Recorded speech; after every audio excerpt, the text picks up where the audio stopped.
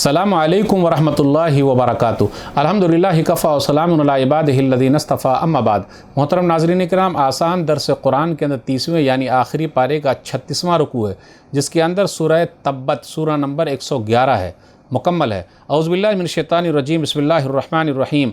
तब्बत यदा अबी लहबिन व तब। अबू लहब यानी अब्दुल उज़्ज़ा बिन अब्दुल मुत्तलिब के दोनों हाथ टूट गए और वो हलाक व बर्बाद हो गया। मा अग़ना अन्हु मालुहु व मा कसब। अबू लहब की दौलत और उसकी कमाई उसके कुछ काम नहीं आई। सयस्ला नारन ज़ात लहब, वो बहुत जल्द भड़कती हुई आग में दाखिल होगा।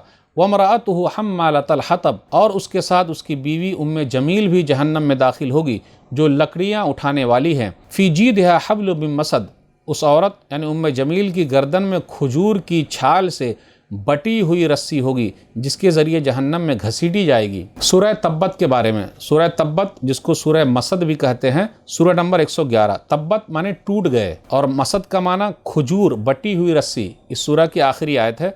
सूरह तब्बत मक्की सूरह है, हिजरत से पहले मक्का और उसके आसपास उतरने वाली सूरत मक्की है। इस सूरह में 5 आयतें हैं और 1 रुकू है। सूरह तब्बत का शान नुज़ूल।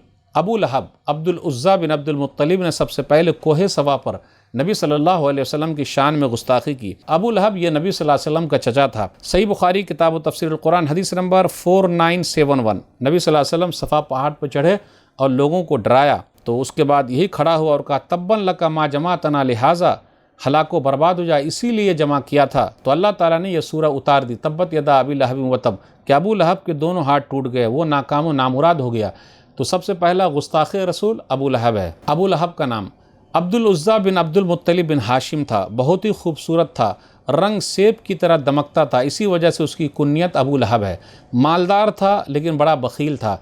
रसूलुल्लाह सल्लल्लाहु अलैहि वसल्लम की पैदाइश की खबर सुनकर उसने अपनी लौंडी सुहैबा को आज़ाद कर दिया था। सही बुखारी किताब निकाह हदीस नंबर 5101। कुरान में अबू लहब ही का नाम क्यों आया है और दूसरे दुश्मनों का नाम क्यों नहीं आया? 2 वजूहात हैं। पहली वजह, अरब में उस वक्त कोई हुकूमत तो थी ही नहीं जहाँ फरियादी फरियाद कर सके। हाँ, कबाइली हमीयत और गैरत थी जो ऐसे वक्त में काम आती थी। अबू लहब वो अकेला था जो अपने ख़ानदान और कबीला के ख़िलाफ़ खड़ा हुआ। अबू लहब की वजह से शेब अबी तालिब, अबू तालिब की घाटी में 3 साल तक नबी सल्लल्लाहु अलैहि वसल्लम अपने मानने वालों के साथ रहे। अबू लहब ने इस मौके पर भी अपने ख़ानदान का साथ नहीं दिया। दूसरी वजह, अबू लहब नबी सल्लल्लाहु अलैहि वसल्लम का सगा चचा था, बाप के दर्जे में था। वो चाहे ईमान लाता या ना लाता मगर नबी सल्लल्लाहु अलैहि वसल्लम का साथ देता, मगर उसने ऐसा नहीं किया, बल्कि सबसे बड़ा दुश्मन बन गया।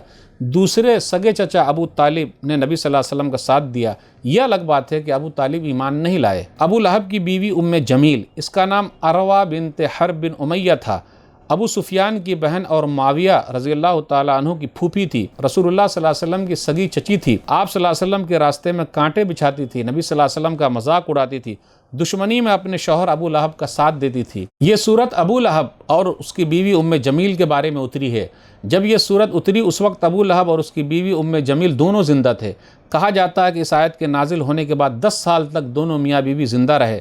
दोनों में से कोई भी इस्लाम नहीं लाया। कुरान के अल्लाह की तरफ से होने की सबसे बड़ी दलील ये है कि अगर वो दोनों चाहते तो इस्लाम लाकर कुरान को झूठा साबित कर सकते थे, इसलिए कि कुरान मोजिज़ा है, वो लोग ईमान नहीं लाए। वमरातु हम्मालतल हतब आयत नंबर 4 में है, और उसके साथ उसकी बीवी उम्मे जमील भी जहन्नम में दाखिल होगी, जो लकड़ियाँ उठाने वाली। अबू लहब की बीवी का नाम उम्मे जमील था। सबसे बड़ी दुश्मन थी जो दुनिया में लोगों के दरमियान लगाई भजाई करती थी। हम्मालतल हतब, शौहर की आग पर लकड़ियाँ लाकर जलाएगी ताकि आग और भड़के, या फिर कांटेदार झाड़ियाँ वो लाती थी, ढूंढो कर लाती थी और नबी सल्लल्लाहु अलैहि वसल्लम के रास्ते में बिछाती थी। या इसका माना यह हो सकता है चुगलखोरी करती थी, नबी सल्लल्लाहु अलैहि वसल्लम की बात दूसरों लोगों को जाकर बताती थी। मसद, मजबूत बटी हुई रस्सी, जहन्नम में उसके गले में यह रस्सी डाल दी जाएगी। अबू लहब का मसला यह था, जंग बदर के बाद चंद रोज़ तक वो ज़िंदा रहा। अदसिया बीमारी में मुब्तला हुआ, ताउन की तरह से गिल्टी निकलती है, मौत वाक़ई हो गई। 3 दिन तक उसकी लाश यूं ही पड़ी रही, उसे बदबू आ गई। उसके लड़कों ने बीमारी फैलने